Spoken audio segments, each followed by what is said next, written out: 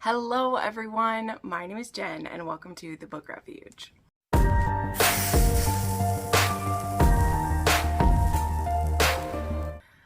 Alrighty, welcome to another weekly wrap-up, y'all. And this one, we have a lot of books to talk about again because I was in like hyperdrive this week. Like honestly, I'm pretty proud of myself. I think it was 13 books that I got through. We'll see. I think that's what we're at. I did quite a bit of rereading, so that's part of it, but I'm just feeling good, especially after, I wasn't being slumpy, but I just had a lot of stuff to get through in previous weeks. That was kind of holding me back, but we'll get into all of that. First up, I do want to welcome a new channel member who's definitely not a stranger to me. She's been a patron and a supporter for a long time, but Megan L just became a channel member for what appears to be the first time. So Megan, thank you for crossing over to this. If you are a channel member with me, you get early access to my videos, and on one level you get to vote on certain videos that I do each month, as well as there are live chats where you get to talk just with me and my other top tier members. And yeah, today is actually that chat. So I'm going to be chatting with some people this afternoon. It's going to be great. Whoop, knocking stuff over. My hair is just wild. It's a thing. But anyway, thank you so much, Megan. You're the coolest. So without further ado, we'll get into these books because y'all, we got a lot to talk about, and we're going to start out, we're going to start out with a ranty. We're gonna do it, okay? So the first book that I finished was one of the books for the Mafia Readathon, which I do have a vlog up for, so you can check that out. But I finally read By Frenzy I Ruin by Cora Riley. This was, of course, by popular demand, as well as my own morbid curiosity. This is the, Cora Riley book that I've been waiting for years. I wanted both Greta and Nevio's books, and now we have them. And I'm resigned to report that this was not a good book. Not for my enjoyment, nor for structurally or character motivations and being put together. I mean, when I am objective about it as well, when I'm not letting my emotions be tangled up, because at this point, as I said, I'm a bit resigned to how this series has went. An author can do whatever they want with their characters. Absolutely, I'll say that. But when it comes to me doing a review, I don't know where the motivation for these characters came from. And by these, I mean Nevio. Nevio makes no sense to me. I knew it was going to be wild, okay? I know he was written to be like a Joker character, and especially if you read, if you read Greta's book, you know the trouble that he causes for her and Amo, and just how possessive and protective of his sister he is, how much further he goes than even his dad does, and literally, the symbol she used to represent him was the Joker. His, chapter heading is the Joker with ha ha ha ha, and he has a Joker tattoo on his back and slash marks that are all the kills. But the thing is, and this is what I mean, there's a few things that bug me. I go into great detail in the vlog for this. Nevio's reasons for being this way don't make sense to me, but he also doesn't read the way a psychopath really would read. And again, not that psychopaths can't be all different, not that they're even have to be killers. That's the thing. If you listen to psychologists or people talking about it, there are psychopaths and sociopaths who live among us who, are never going to turn into a killer. They're going to be manipulative. They're going to be like narcissists. They're going to do those things. They aren't necessarily going to be killers, right? There are a large amount of them who do not become murderers, who do not become that. They're maybe not super pleasant people to be around, but it doesn't mean that they become that. Now, you put Nevio in a mafia scenario, it is understandable. He's able to run wild. For a gift for one of his birthdays, Ramo let him kill a man under a controlled thing, and now we're at where we're at, and Nevio just loves to murder. Him and his two cousins, they go out on raids where they murder people. And so the first of his chapters in this book is him going on one of these raids, and they come across these disease-infested drug den where they just murder everybody who's there. There are words used like that crack whore's loose pussy lips were flapping in the wind is used. not even exaggerating, because she's riddled with diseases, and so they got to be careful not to get her blood on them. So Nevio's pissed that he can't enjoy the murder as much as he wants because he needs to wear protective gear. Like, it was just gross.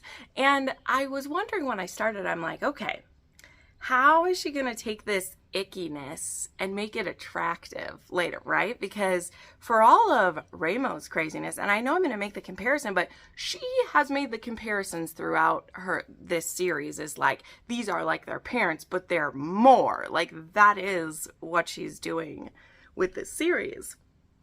And so it's not me trying to make the comparison. She's trying to do it. She's trying to show that, like, he's like Ramo, but he's a more. Well, Ramo did everything with a motivation. It was wild. It was wacky how he went to it, but Ramo was a fucking adult from way too young. Him and Nino, they raised their two younger brothers while they were getting revenge, while he was starting his enterprise in Vegas, while he was making these deals with other capos and proving that he was on top. Did he murder? Did he do those things? Yes, he did. But he used those within, like, he used that as his tools to make him feared. He wasn't just chaos. You know, if you want to wield, like, power like that, you can't be completely uncontrolled in that. Like, there still has to be rules and everything, right? And so to have Nevio just be absolute chaos, it just made him, like, very unlikable to me, because I know that Cora Riley is rationalizing that the people he's killing, they're all bad people. Well, here's the thing, though. These drug-fueled people that you're killing, they're all people that your family got addicted to the drugs. Like, let's be clear. The Mafia is the one supporting the drugs, and then, like, you're attacking the people who either aren't paying you for it or who went over. Like, you're the ones who supplied it. I'm an intelligent enough woman that I realize the people that you're murdering, you know, your family is to a great degree responsible for the place that they've gotten to. And so you can make them sound icky by saying they're full of disease and that it's okay to then murder them because of that. But that doesn't really fly with me, and it felt very icky every time it was mentioned he went on a raid after we've seen what a raid means. So that's just my opinion. I'm not trying to be on a high horse. Obviously, I'm not. I enjoy men who murder and do these things like I do, but we are still human and we still are looking for something to love, and I just didn't see that in Nevio. Okay, enough of that. Now, Aurora, who is Fabiano and I don't even remember her name off the top of my head. I'm so sorry. Fabiano's daughter. And she's been obsessed with Nevio since they were young. She's been pining for him. You know, she just wants him so badly. She is putting herself out there to make herself attractive to him. And, like, and he knows she's doing that too. And he's like, I can't mess with Aurora. I can mess with kind of anyone, but I can't mess with her. So he's very much kept his distance from her until she basically puts herself in his path, puts herself on a bed in a room with him while he is drunk out of his mind, and makes herself completely available to him. And I lost a lot of respect for her when she did that. And I didn't want to. Like, I understand she loves him, but she put herself in this position for them to have this sexual encounter when he can't consent to it. You know, like, I want to be, like, I don't want to turn this into, you know, because she's not a victim in this. She's not. And she doesn't even feel like she's a victim. She just feels like, I'm in love with this man who's, like, never going to see me. Well, it's like, you made a move on him when he was drunk and you wanted to see what it would be like. And then when it wasn't what you wanted, you were like, he's not for me. And I'm like, anyway. And so, yeah, that leads to now that when he finds out what happened, now he's obsessed with her, because he's the one who took her virginity. So now he's obsessed with her, and then it leads to his obsession. Okay. So all of this is happening. I'm not enjoying it. I was waiting for him to realize he loves her and for there to be this big grovel. That is something that I was waiting for. You know, I just really needed that because he had nothing really to commend him to me except that he loved his sister. He's disrespectful to his father. He, you know, doesn't have a ton of interactions with his mom, so I don't even get to see him being loving with Serafina. Like, really, I needed to see how he cared for Aurora. And through some certain situations, he is able to, like, manipulate her and, like, do this and that. And then there is a surprise baby that isn't hers. And then there is him going through character development off page, we literally have a time jump, and all of a sudden he now understands the weight of being a father and a partner. And I call bullshit. I call bullshit. You cannot have that level of character development for a man like Nevio, who we've seen as chaos and craziness, and just have him be gone, which on page, he's gone for like 10 pages. Like, it's not a long time. It's a time jump, so it's like for a year that he's gone. But he comes back and he's ready to be a family man, and he's like, I'm okay with one woman forever and all that. What happened?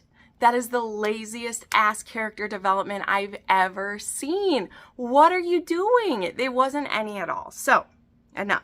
I ranted in that. I ranted here. I did not care for it. I didn't give this a 1 star. I did give it a 3 because I feel like a 3 perfectly shows how ambivalent I am to this. I know I'm ranting, but I'm giving the review. People want to see my review of it. I understand you do. I wanted to give it to you. I wish I had a more positive thing to say. You know, I liked Greta's book. I liked Greta and Alma's book. I didn't have huge problems with that one. This just made no sense to me. And I know I've said it before. I know I have. But I was holding out for this book. I was holding out for this book. But I am officially like divorcing myself from all new content. I will probably soon be rereading the Chronicles. The first 4 books anyway. I don't count the last 2. Because I love them so much. And after the romance readathon and seeing everybody rereading my favorite book, because I picked Twisted Pride as my choice for that, because I love it so much. I really want to reread those. And talking with Mary, who I'm going to bring her up a few times in this video, she reread them and she still really loved them. And like, I know that I will. I'm not afraid to reread those ones.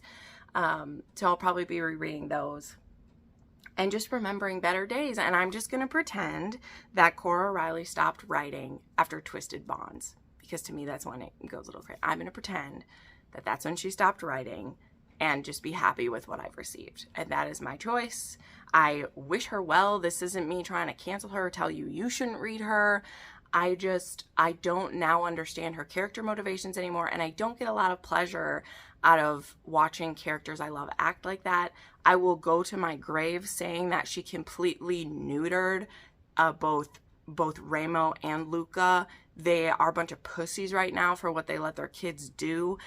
Mary puts this forward, and she probably said it in her vlog too, I can't remember, that this series almost would have been better if we'd skipped ahead quite a few years and the parents were gone. I know that breaks, rules of like, I know that breaks rules of romance. I'm not saying I want them to have been dead, but maybe Ramo and Serafina, maybe they're in their 60s and they have retired. They're like, we're handing it off. We're done. If that had happened, they could retire because he's like, I just want to live out my days with my wife. We've done all this. That would put them in their like late 30s if their parents were there.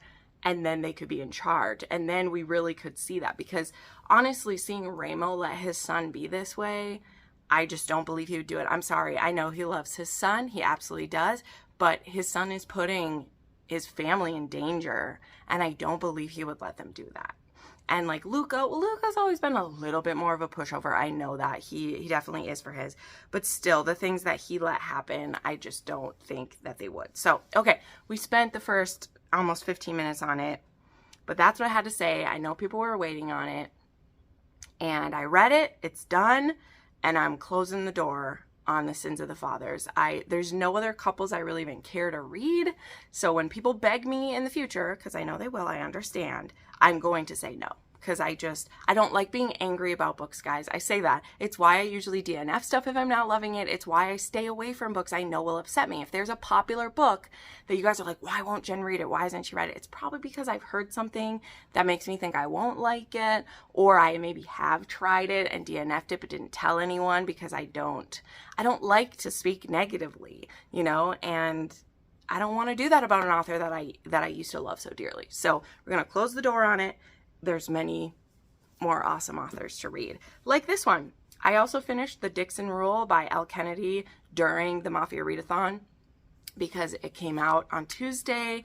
I was so blessed with an early copy from Bloom. They were so sweet to send this to me. Came with a nice little spicy picture in here. But this is book 2 in the Campus Diaries, and this one is about Diana and Shane. I won't like go into too much to this because we have a lot of books to talk about today. But this one, Diana is a cheerleader, Shane is a hockey player. They end up as neighbors in this little kind of like apartment that's also like a townhome thing. Look, there's even this cute little, it's like a house that has like 4 apartments in it. And he ends up living next to her because her roommate was Gigi, and now, you know, Gigi's married, so she's living with her husband and everything. And Diana doesn't have great thoughts on Shane, so she's really mad he's going to be like living there, and she gives him a really hard time, and Shane kind of thinks it's funny. But Shane is actually a very sweetheart, like he's a very sweet guy under the surface. He got out of a long-term relationship recently, so he has been giving in to a bit of the like player tendencies. And he's actually slept with a lot of Diana's peeps that are on the cheerleading squad. And so she also doesn't love it that he's done that because she thinks it sows a little bit of discontent between the gals and everything. So she doesn't have a great view of him. Now, some of the tales that have been told about him are definitely exaggerated. We'll see that come to fruition as you read it. But anyway, they ended up living in these side-by-side apartments, and there ends up being a case where he needs a fake girlfriend because his ex-girlfriend comes to stay with him for a college tour and brings her new boyfriend with, which is just a bitch move in my opinion. Like, I was not a fan of this ex. And Diana can see right through her and is like, you are a tricky bitch and I'm watching you. Then there comes a case where Diana has an ex-boyfriend who has moved into an apartment not far from hers. So like he can see her coming and going. And she should probably tell someone about this guy. Like, I won't go into the full details, we'll leave it spoiler free, but she probably should tell people about how he's making her uncomfortable. But instead she asked Shane to be her fake boyfriend. So they're doing each other a solid. He has a fake girlfriend to make his girlfriend jealous, and she has a fake boyfriend to keep her ex away from her. They also end up doing, she needs a partner for a ballroom dancing competition. It's an amateur ballroom dancing competition, but she really likes it, and her partner ends up not being able to do it with her. So through some, you know, cajoling and also him volunteering, Shane ends up being her partner, which is really cute. So that is kind of the setup of this. Their fake dating is barely fake dating at all. Like, they are so cute together. They end up becoming friends with benefits while being fake dating. It ends up being called Fake Girlfriend with Benefits. And there's some really spicy, cute scenes in here. They get a little bit adventurous with each other, which was very cute. It's definitely reverse Grumpy Sunshine. But the part that really stole my heart, absolutely, is Shane's family is so good, like so wonderful. And there are some heartbreaking things that come in. You know, Elle Kennedy did that with me in the last book too, is like, you think this is just a fun, light, new adult college romance, and then you just get hit with a few things, as you do in college. That's the thing. When you're in college, like, you're getting older, family is getting older, life is happening, you're an adult, but you still need the comfort of your family. Like, it's wild. And I loved that this genuine friendship was built between them while they're living next door and they're being fake dating and, you know, also sleeping together and liking it. It was just really beautiful what was built between the two of them. So I gave this 5 stars. It was a 3 on the spice scale, even though it did have some fun. There was a bit of voyeurism and a bit of dom sub that happened in here. Diana likes him being in charge because she's in charge all the time, and that's my favorite kind of that going on, but just subtly. It's nothing like crazy or anything. Okay, then I did wrap up the Mafia Romance Readathon with Tempted by the Devil by Michelle Hurd. This was one I wasn't even sure I was going to read. I already had plenty of points to get my title as Donna, but this was one that's been on my TBR for a while. It's the current series that Michelle Hurd is writing, and I finished the last series, I think earlier this year. It was either earlier this year or the end of last year.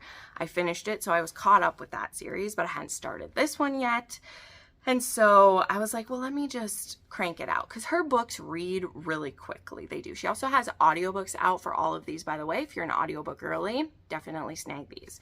So Tempted by the Devil is the first one in the Kings of the Mafia. And like some previous ones of hers, this one starts out very brutal. Our heroine, Tori, or Victoria, is in a very dangerous domestic violence with like her stepbrother abusing her.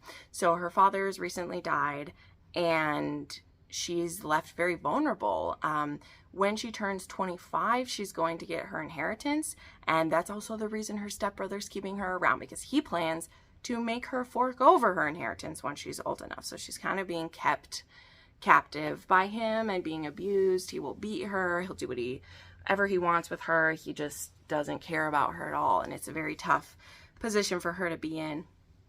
But her brother also isn't smart with his money, and he owes Angelo some money. And so when Angelo ends up getting a peek at Tori, he thinks she's beautiful, and he's like, I need a wife. She seems very biddable. She seems like someone I could control. Like, that's what he's thinking about it. He's like, she seems like someone I could really be in charge of, and she's pretty. So he actually like buys her from her stepbrother, but her stepbrother doesn't realize that it's for marriage. He's just gonna like sell her virginity to this guy is what he's planning to do.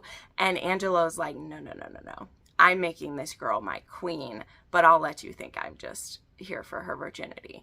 But it makes it even worse, because her stepbrother thinks that he's going to sell her virginity to Angelo, and then Angelo's going to let all of his men have her. Like, that's what he thinks he's selling her to. So he doesn't just think it's an arranged marriage. He's fully willing to sell her to pay off his debt. And so she doesn't even know she's going to her marriage. So this is a forced marriage, because she doesn't really have a choice at all. But she shows up at this and she finds out she's marrying him. And it ends up being the best thing that ever happened to her. So the thing I want to say right off the bat is that if you love Neva Altaj, this book particular, there are other ones of Michelle Hurd that do this as well, but this book in particular reminded me of Neva Altaj. Just the way it was set up, the way that the hero was with her, the way that the heroine has trauma but is like very willing to make this marriage work if he'll be good to her, because she's been traumatized. So she's like, if whatever he's gonna do with me, he can, I hope he's good to me. And when she realizes how good he will be to her, she's like, wow, like I could actually have something good. But there's a lot of trauma she has to get over. But it's also like, it doesn't dwell in it. Like, we know it's there because we see what she goes through in the beginning. It's pretty violent what she has to survive. But then to be with Angelo, who just, yes, he is very like commanding with her. It's very much like dominant, but he sees how precious she is and what a sweet woman. And he's like, no, you're going to be my queen. No one but me will be above you. Like, we're going to do this. We're going to whatever. And I love that. It was so cozy. So yes, there was some very tough stuff to read. So, definitely be prepared for some violence, the domestic abuse, like we see it. And there is severe beatings that she suffers. Like, that is actually something like that I have to usually skim, because it's very, very brutal to see what happens to her. But yeah, I gave this 5 stars. It was a 3 on the spice scale. It did have a he's too big trope for sure. So be excited for that. Alrighty, then we have the opus, the epic, that has taken me 2 months to get through. And that is Chasing the Sun by Loden. So this was the paperback fanfiction club that Mel started this year. This was our read for, it was supposed to be March and April, and I just finished it last week. It took me a long time. She bound this in 2 copies for me because it was, let's see, how many pages did she make it? It was 570 plus 540. So this was like 1,100 pages how she made it. If you look at the like ebook, it says it's like 2,000 pages. The word count of this baby was, I believe, 491,000 words, which if you don't know, I always compare it to Manacled. Manacled is like 330,000 words. So this was a lot more. Okay, so it took me a while. This is also one that Ashton, who is one of the people who first started sharing a bunch of fics with me way back when. Hi, Ashton. I love you. She's in this book club with us as well. This is one of her favorite fic. Well, I believe it like is her favorite fic. I don't know. It's up there for sure. And this is a Snamini fic. Okay, this is a slow burn. It takes place over about like 3 or so years. It basically is canon up through the end of Goblet of Fire, and then once like Voldemort has returned, it's different through books 5, 6, and 7. All right, and in this one, we have a few key changes. So Hermione becomes, I'm going to put this down because it's those are very heavy. Maybe I'll just pick up one. Hermione, is training to become a healer. And so she is still in school, but she's kind of like apprenticing with Poppy in the infirmary. And that means she finds out a big secret. So she finds out that Snape is a double agent. And he will often return to Hogwarts at all hours of the night and be severely injured from torture from the Dark Lord, because the Dark Lord is just going mad right now and torturing all of his supporters, which is just wild. It just shows you what a madman he is, because even the people who were trying to help him legitimately, he was beating the shit out of them. And so Hermione, who doesn't have a good opinion of him at this point, didn't realize it, is tasked with caring for him and learning about what he has suffered. And the first good chunk of this book, well, not a good chunk, but the first, like, I don't even remember of this book, maybe like 5, 6 chapters or so, is he's in a severe depression. He doesn't care if he lives or dies. The mission isn't even like enough to want to keep him going because he is just so depressed. And so we do see him struggling with wanting to continue. And so Hermione, unbeknownst to herself in the beginning, is kind of put in his path to hopefully be someone that will connect with him. Now, there isn't anything romantic planned at the time. I mean, she's underage at that time.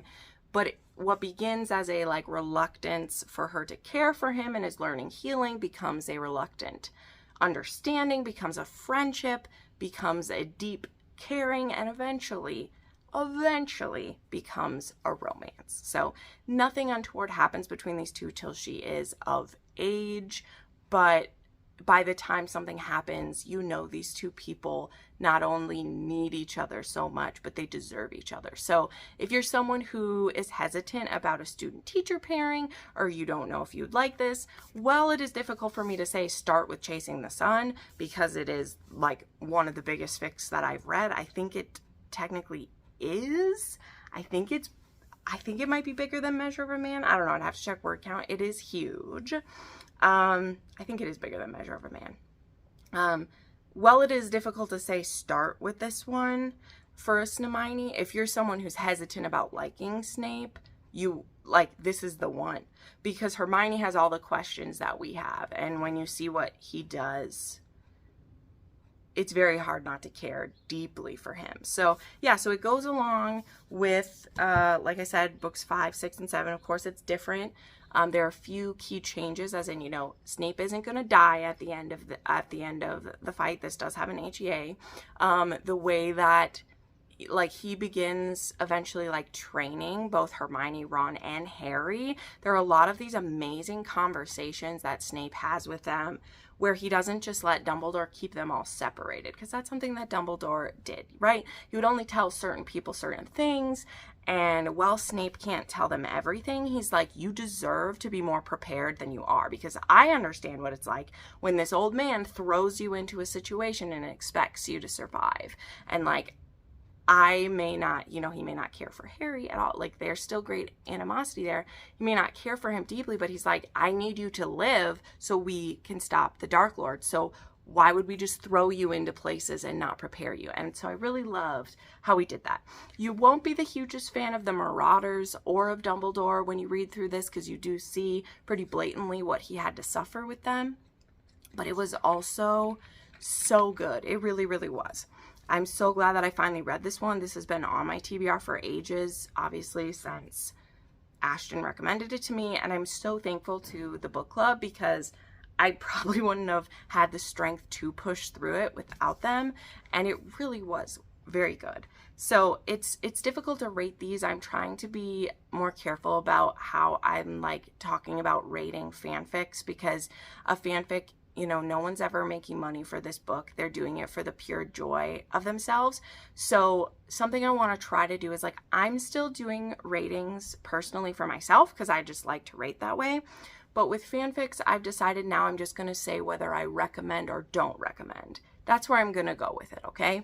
That is a change I've just honestly just started doing now, because I don't want to kind of like, if a fanfic author ever sees this, I don't want them to feel bad about it, right? So I do recommend this one. It's a 3 on the spice scale, as it were, although again, you're going to wait a long time for even this first smoochie to happen. While we were buddy reading this, I was like, I need a smooch, you guys. I need a smooch to get me through. And I get a smooch, but it was a long way. I had to fight for it, but oh, it was so good. Like the first smooch is actually like the one that she commissioned art for. And when this scene happens with like up against the wall, I was just like, oh, like it was so epic. So I do recommend. I will have a link to it down below. This one I think you have to get from fanfiction.net. So I'll have a link to that down below. If you want to know how to get a fanfic added to your Kindle, check out my fanfiction playlist. I have all the info there. We won't go in it today because we're already 30 minutes in here. All right, next up, we have some arcs to get through, all right? So we have The Wild Man by Alex Grayson. Oh my gosh, I misspelled that name. Hold on. I wrote Amex instead of Alex. So I was like, who's that? So this is a new to me author. This is a Tarzan retelling. It's pretty dark. At least the beginning is pretty dark, because it does have non-con to start. He does kidnap her, keep her captive, and rape her. We'll call it what it is. But we'll go into some details here. So this one is about Everly, who she's a very curious woman, and she's heard the stories of this wild man who like lives in the like mountain area not far from her home. She has, I think, 4 older brothers and a dad who are very possessive of her, and she's told them that she's just going on a camping trip with a friend, and her friend has lied and is agreeing to say she went with, but really she went on her own because she wants to try to find this wild man, and I think she wants to photograph him because I think she is a wildlife photographer or something like that. And so she goes after him, and she ends up finding him and realizing she's bit off much more than she can chew, because she ends up getting kidnapped by him, taken back to his cave home hut area, and he literally ties her to him with rope, with these knots that she can't undo, and he proceeds to mate with her unwillingly quite a few times. So it's in the trigger warnings. It's there at the start. We have a trial by fire for her of him pushing himself on her quite a bit. Now, I'll come back to that later. The why that I still ended up loving this, I really, really liked this, is that there were aspects of this that reminded me of Transcendence mixed with Love in the Wild, which if you've ever read that one is by Emma Chase, which is also a Tarzan retelling, and Transcendence is a caveman time travel romance where the hero literally his brain will never fully, but he doesn't have the capabilities of speech, but him and his heroine still fall in love and have babies together, and she really has no choice but to be with him.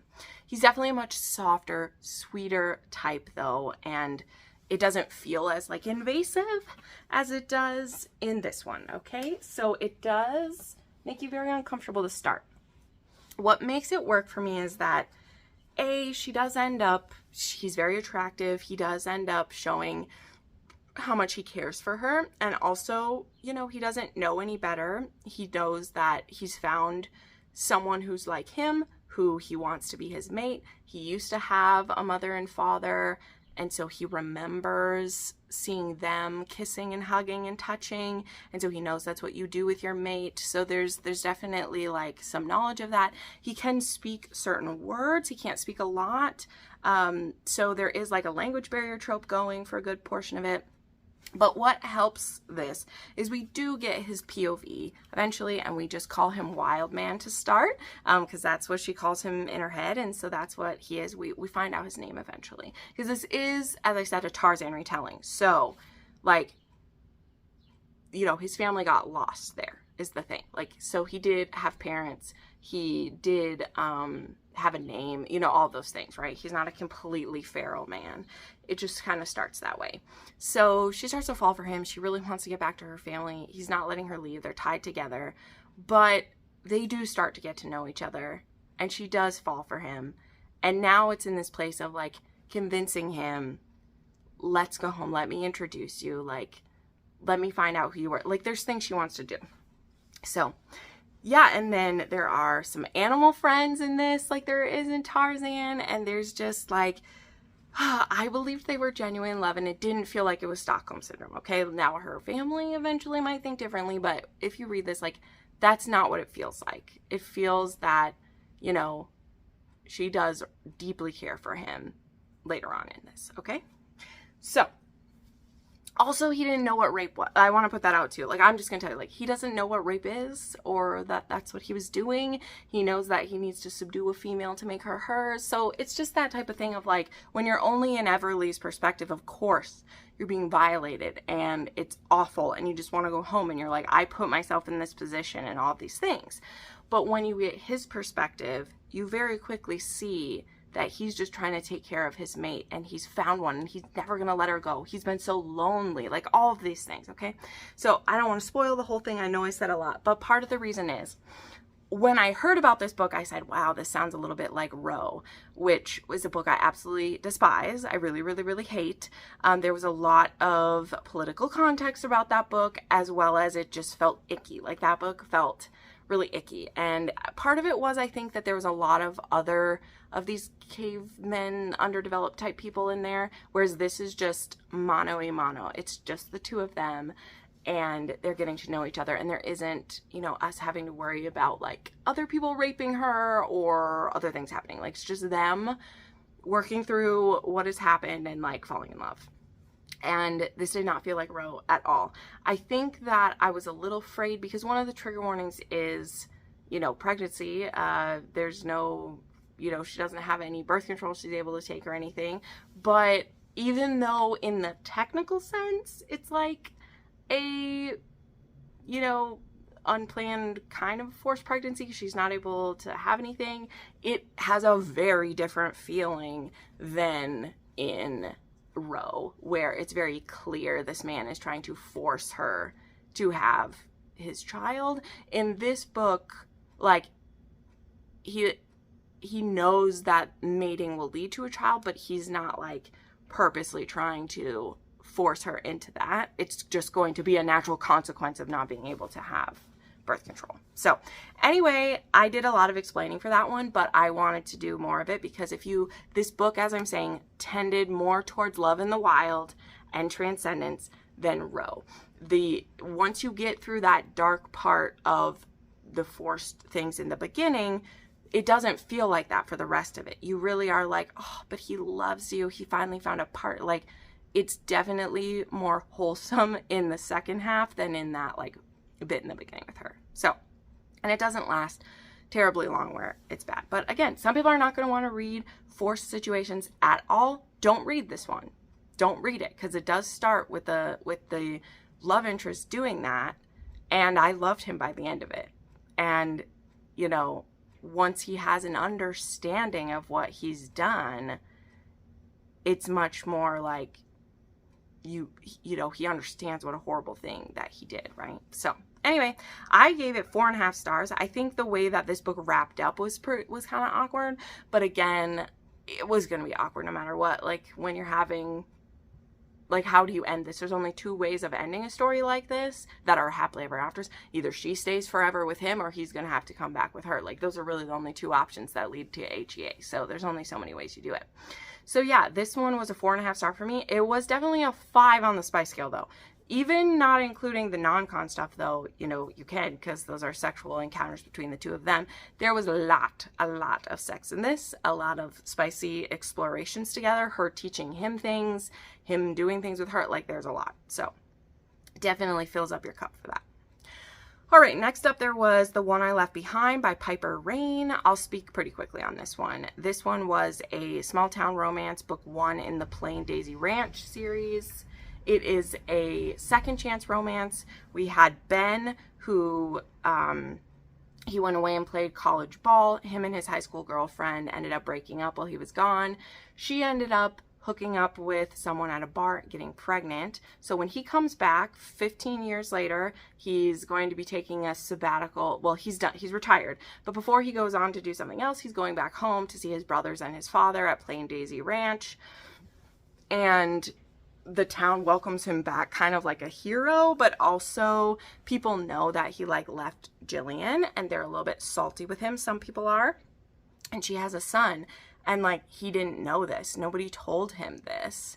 And he doesn't know that, like, you know, he's like, he's not mine. And everyone like thinks he is. And she kind of like wishes that he had been, but she had this one night stand with somebody else and all that stuff happened. So there's this 14-year-old boy who's distrustful of him. He thinks that Ben must be this horrible guy who ditched his mom, not realizing that, you know, when you're 18, 19, there's more to it than that. Like, there's more nuance to your relationship not working out when you are long distance and when he's in the NFL and like all of these things. So this was very cute. I had an audio arc of this one. So it was done by CJ Bloom and Robert Hatchett, who are both very good. And yeah, this was small town.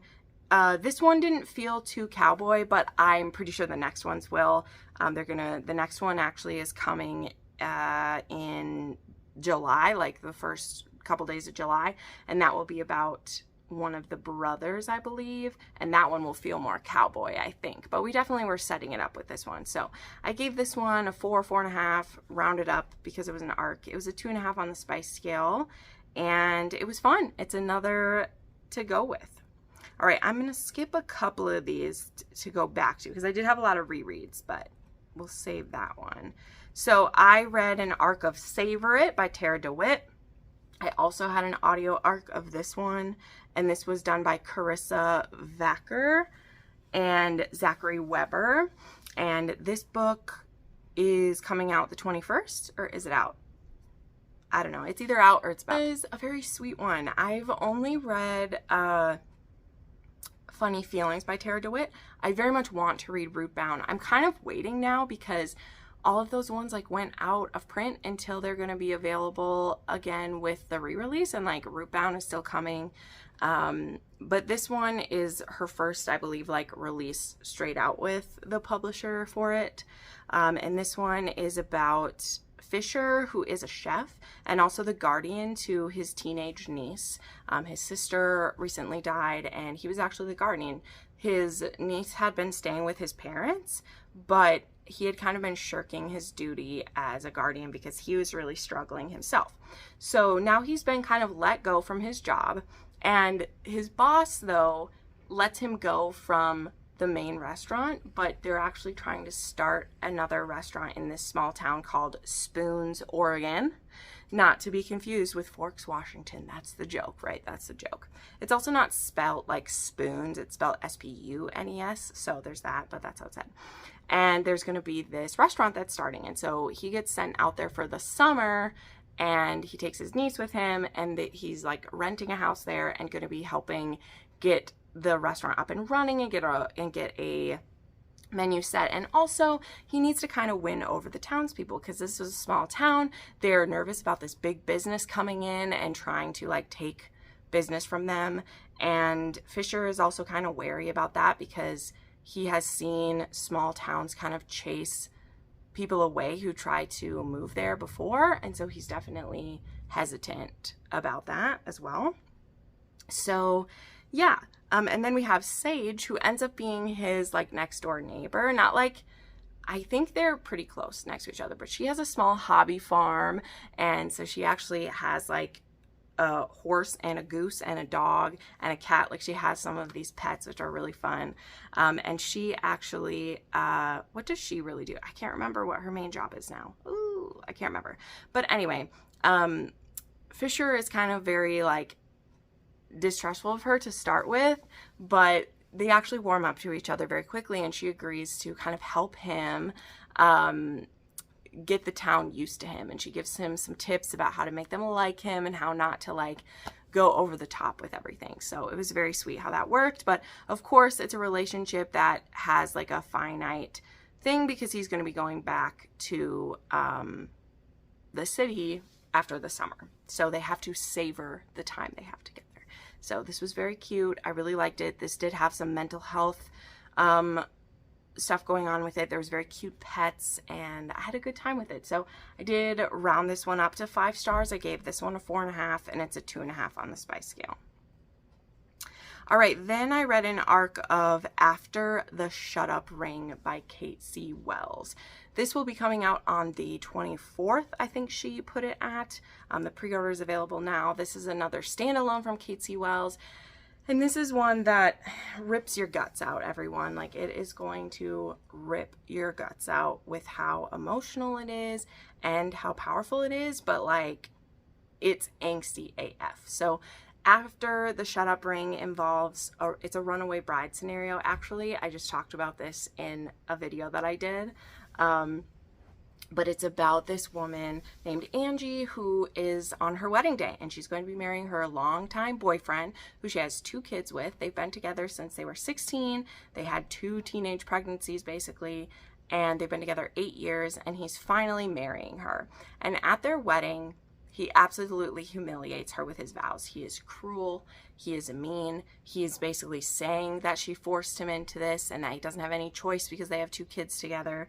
And he just humiliates her. And so she looks at this, and she's looking at her life ahead of her and what it's going to be like, and what does she want her daughters to put up with? Would she ever let a man speak to her daughter that way? So though she's a very timid woman, though she would accept whatever is given to her, she refuses to let her daughters see her accept that, because they would accept it. And so when it's her turn for her vows, she says no. And that's the start of this book, because we find out that her best friend's brother, his name is Brandon, he's actually loved her since they were teenagers, but he missed his chance because she got with this other douchebag, and he's just been waiting, and she never left him, even though he was so mean to her. And she knows that her kids are very important, but he's been waiting, and now it's like it's too late. He thought she was going to marry this guy. And when she leaves him, thank you, sir. When she leaves him, she, of course, is going to need some time, but he's determined that he will make his move eventually to be with her. So this was very angsty, and there's a few things I have to touch on with this. So as Kate C. Wells is wont to do, the level of disrespect and abuse that Angie has put up with is sickening. It's going to make your guts tighten. It's going to make you heartbroken for her. Like, it is awful what Angie has had to put up with, okay? And so much so that it's very hard to read. Mostly because we'd all want to say that we wouldn't put up with something like this. You know, though, you know, we only know what we put up with when we are actually faced with it, you know. But it's very hard. And then we have Brandon, who just wants to love her and loves her kids and is ready to be the man for her, and she's terrified to accept it. Because there's one other thing I have to tell you, and it's one of the trigger warnings for this book. And that is, not only does she have just like emotional stuff she's trying to deal with to, you know, move on, and having to deal with now Tyler being a very bitter ex and almost punishing her for setting him free because he did not want to be with her, but yet he punishes her for having the gall to leave him. And one of the things that makes her hesitate to move on with Brandon is that Tyler gave her an STD, and she's had it for years, and she must disclose to any future partners that she has it, as you should, as you always should. but that makes her feel that she has no chance of finding someone else to love her, because she comes not only with the baggage of 2 kids, but she comes with this medical thing that's always going to be around, and that she'll have flare-ups for and breakouts, and maybe you won't be able to have more kids because it's awful. So there's some very frank discussions in here, and it was very powerful. So that is why I think this book is important to read. I did have someone, of course, request that I do a book or a request with books with STDs. If you've read some of those, please leave the recs down below, because this is only the second one I've ever read in the 10 years that I've been reading indie romance, okay? I've only read 2, so I can't make a video for it, unfortunately. I would love to.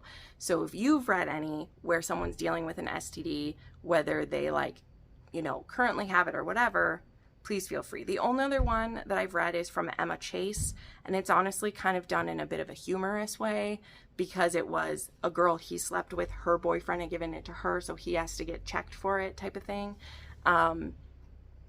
So, it's still serious, but it wasn't as devastating as this is.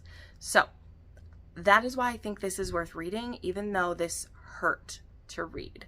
And Kate C. Wells likes to hurt us with her books. So I did give this 3.5 star that I'll round up to 4, because I did not enjoy this romance as much as I wanted to, but I haven't stopped thinking about it either. So if you are willing to be a bit more challenged with your romance, do it. Of course, Brandon is a fucking dream. He makes all of her fears assuaged, but we have to wait for her to trust him to do that, which is hard. Okay, moving on here.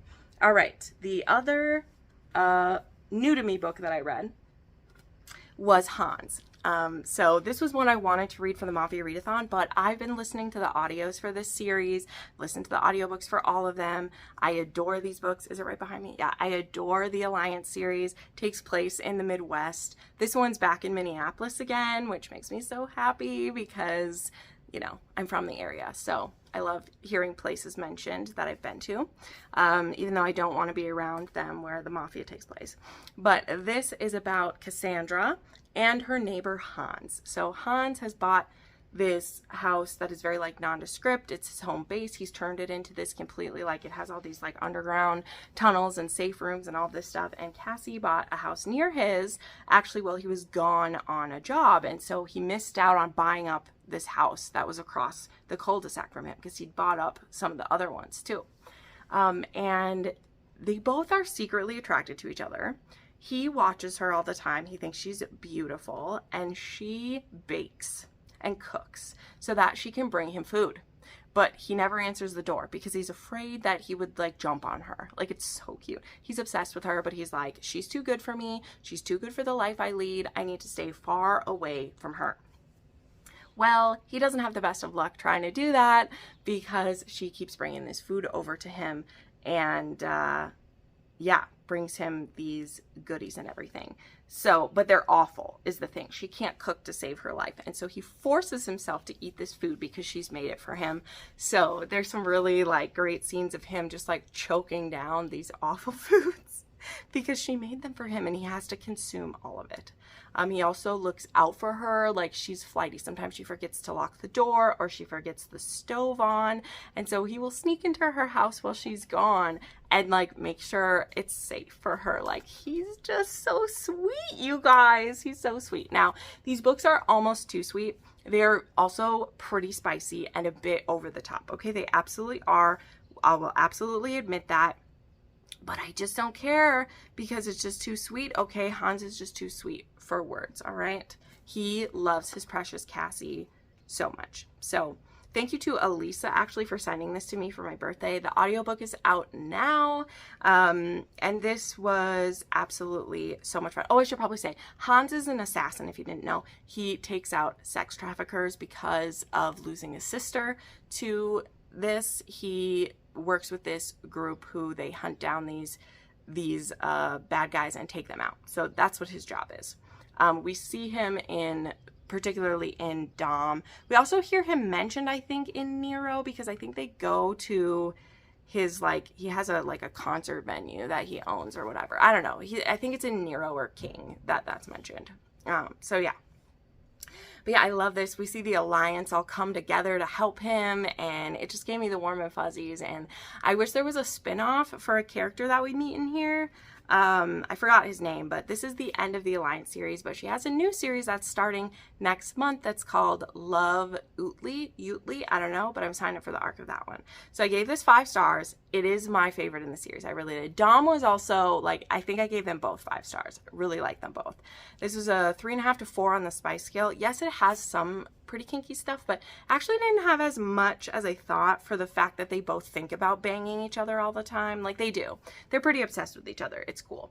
But there was some slight daddy kink. There's some breeding kink, dirty talk, and also the sexiest use of putting a tracker in someone that I've ever read. It was very attractive. I loved it, for sure. So yeah, loved that one.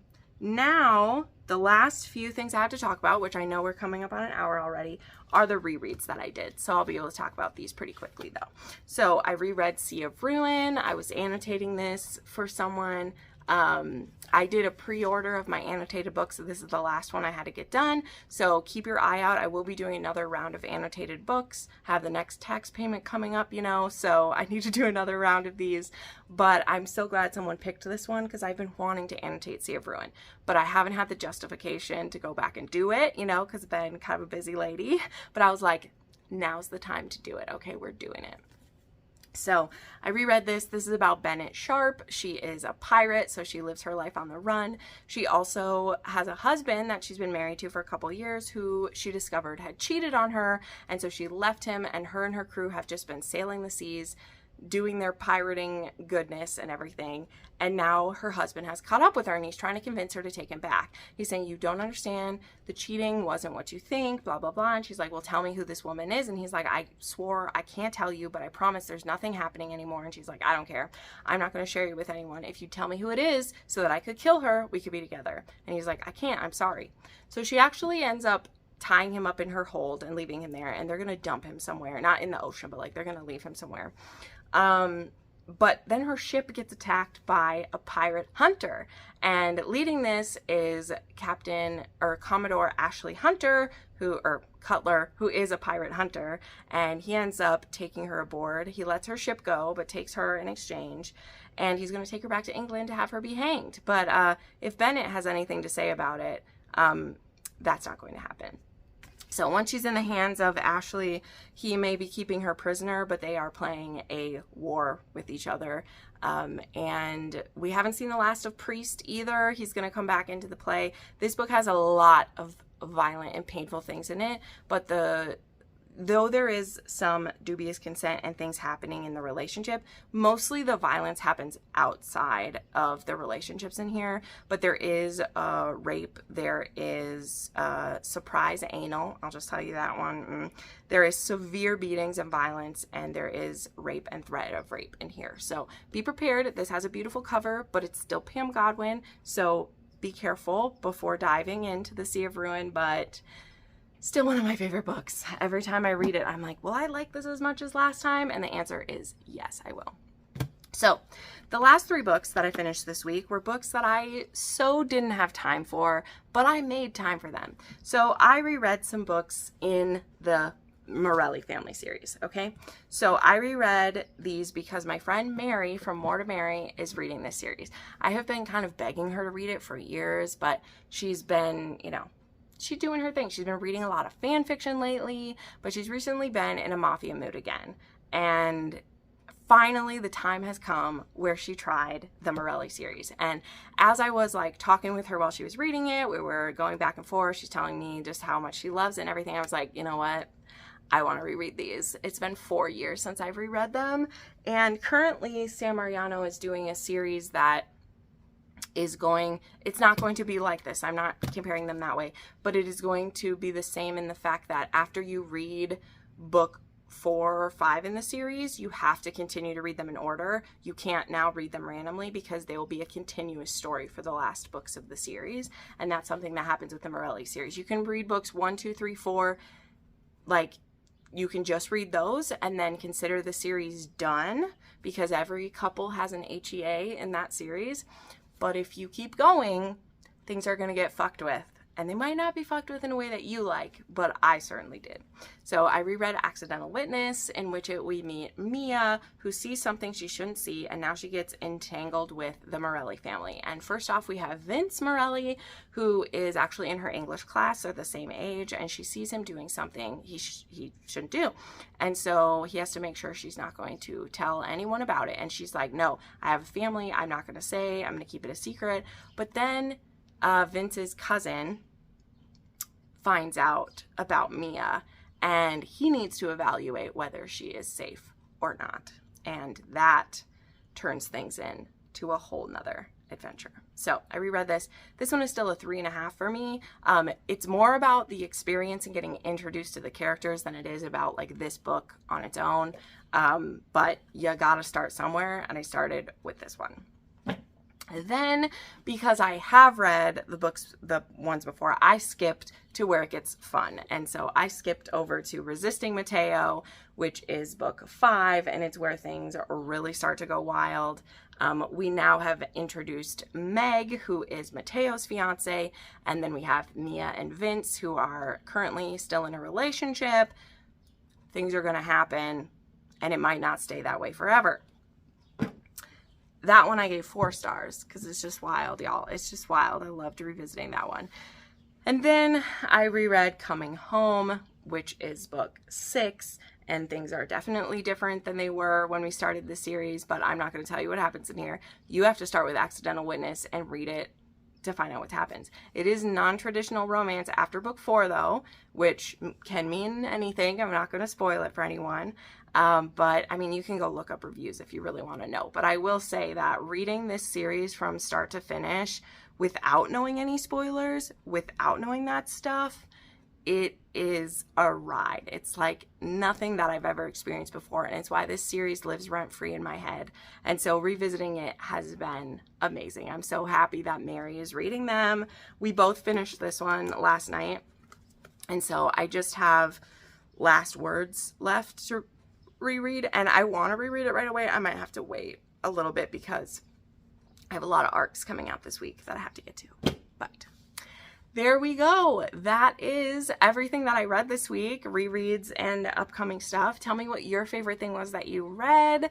Make sure you are subscribed to this channel. Leave me a thumbs up. Leave me a heart in the comments. And if you would like to support this channel, you can check out my Patreon. You can check out channel memberships. You can check out my Etsy, where I make cute bookish goodies. And yeah, that's everything for today. Thanks so much for watching, friends. I'll see you next time. Bye.